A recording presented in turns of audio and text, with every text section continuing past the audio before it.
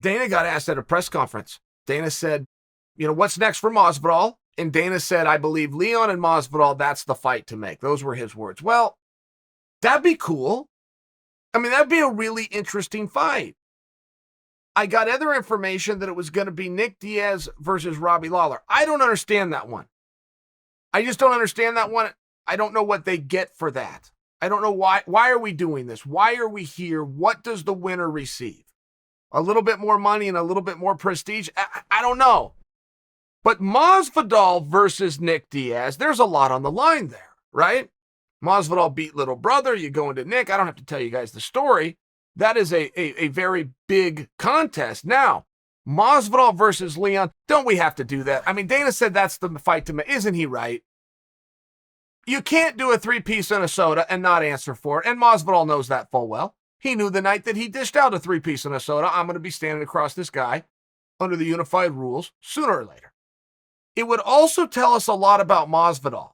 I mean, if Masvidal steps right into a contenders match, and don't forget, Colby can definitely beat Usman.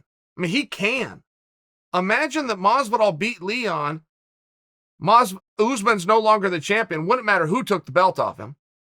But if there was fresh parity, Masvidal all of a sudden is right back in a championship fight. I'm well aware a lot has to happen to get there. I'm just sharing for you, if you're a fighter who is still hungry and wants to return to championship matches, you have to find a path for yourself, no matter how hard.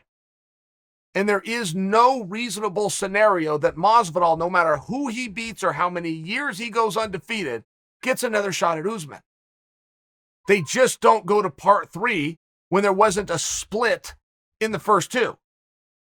Just the way it goes. Within the first 2, Masvidal never won a round. I mean, I'm not looking to put Masvidal down. I'm looking to tell you there's no reasonable scenario to get Masvidal back to a championship match if Usman's holding the belt. There is, for sure, if Colby's holding it. For sure. I mean, there could be a chance where Masvidal doesn't fight anybody. Colby grabs the belt and Masvidal's fighting Colby for a championship because Colby would demand it, right? Even though Masvidal's coming off a loss. I mean, that's possible. It's much more possible than Masvidal getting there with Usman again. The only point I'm trying to prove is Masvidal would really be showing us something.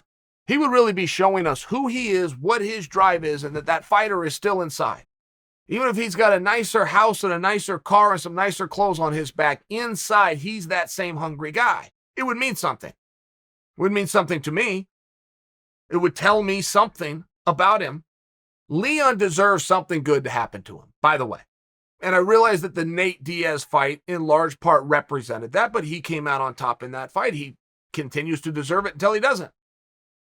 And the 3-piece and a soda has to be answered for, right? I mean, I think when Dana says that's the fight to make, he's right.